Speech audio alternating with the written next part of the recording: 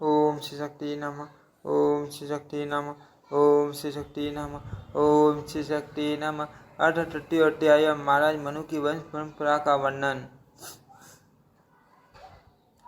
श्री नारायण जी बोले, हे नारायण, इस प्रकार पृथ्वी को यथा स्थान प्रतिष्ठित करके भगवान जब वैकुंठ चले गए तब ब्रह्मा जी ने अपने पुत्र से कहा, ईश्वर में श्रेष्ठ तथा विशाल भुजाओं वाले हे पुत्र स्वयंभू अब आप उस स्थल में स्थान पर रहकर समुचित रूप से प्रजाओं की सृष्टि करो। हे विभो, देश एवं काल के विभाग के अनुसार यज्ञ के साधन स्वरूप उत्तम तथा मध्यम सामग्रियों से यज्ञ के स्वामी परम पुरुष का यजन करो। शास्त्रों में वर्णित धर्म का आचरण करो और वर्णाश्रम व्यवस्था का पालन करो। इस क्रम से प्रवृत्त रहने पर प्रजा वृद्धि होती रहेगी। विद्या विनय संपन्न सदाचारियों में श्रेष्ठ और अपने गुण कीर्ति तथा कांति के अनुरूप पुत्र उत्पन्न करके कन्याओं को गुणी तथा यशस्वी पुरुषों को अर्पण करके और एकाग्रचित होकर अपने मन को पूर्ण रूप से प्रधान पुरुष परमेश्वर में स्थित करके भक्तिपूर्वक साधना तथा भगवती की सेवा द्वारा आप योगियों के लिए सदा वंदनीय अभीष्ट गति को प्राप्त कर लोगे।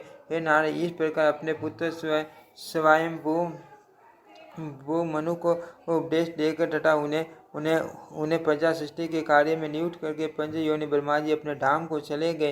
हे पुत्र, प्रजाओं का सृजन करो। पिता की इस आज्ञा को पृथ्वीपति स्वयंभू मनु ने हृदय में धारण कर लिया और वे प्रजा सृष्टि करने लगे। मनुष्य प्रियव्रत तथा उठान पाठ नामक 2 महान ओजस्वी पुत्र और 3 कन्या उत्पन्न हुई। उनके नाम मुझसे सुनिए। पहली कन्या आकृति, दूसरी देवहूति तथा लोक पावनी, तीसरी कन्या प्रसूति नाम से विख्यात हुई।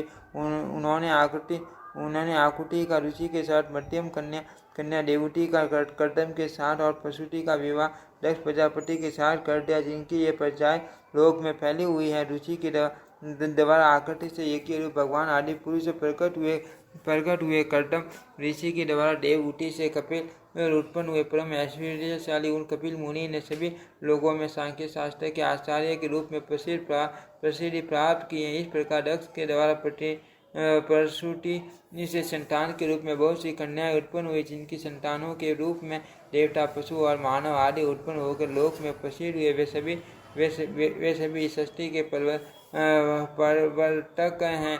सर्वसमर्थ भगवान यज्ञ पुरुष ने याम नामक देवताओं के साथ मिलकर स्वयंभू मनवंतर में राक्षसों से मनु की रक्षा की थी। महान योगी भगवान कपिल ने अपने आश्रम में रहकर माता देवहूति को सभी अविद्याओं का नाश करने वाले परम ज्ञान का उपदेश किया था। उन्होंने ध्यान योग तथा अध्यात्म ज्ञान के सिद्धांत का विशेष रूप से प्रतिपादन किया। समस्त अज्ञान को नष्ट करने वाला उन शास्त्र कापिल शास्त्र के रूप में प्रसिद्ध हुआ है। वे महायोगी कपिल अपनी माता को उपदेश देकर ऋषि पूरे के आश्रम पर चले गए। सांख्य शास्त्र के आचार्य महान यशस्वी भगवान कपिल आज भी विद्यमान है। मैं सभी प्रकार के वर प्राप्त करने वाले उन योगशाली कपिल को प्रणाम करता हूँ, जिनके नाम के स्मरण मात्र से सांख्य योग सिद्ध हो जाता है। हे नारद, इस प्रकार मैंने स्वयंभू मनु की कन्याओं के वंश का उत्तम वर्णन कर दिया, जिसके पढ़ने तथा सुनने वालों के सभी पाप नष्ट हो जाते हैं। इसके बाद मैं मनु पुत्रों के पवित्र वंश का वर्णन करूंगा, जिसके सर्व मात्र से मनुष्य परम पद प्राप्त कर लेता। उन मनु पुत्रों को व्यवहार की सिद्धि के लिए और सभी प्राणियों की सुख प्राप्ति के लिए द्वीप, वर्ष और समुद्र आदि की व्यवस्था की है।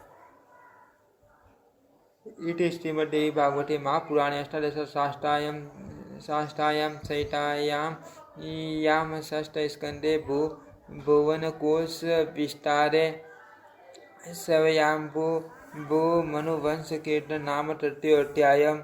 ओम श्री शक्ति नमः। ओम श्री शक्ति नमः। ओम श्री शक्ति नमः। ओम श्री शक्ति नमः।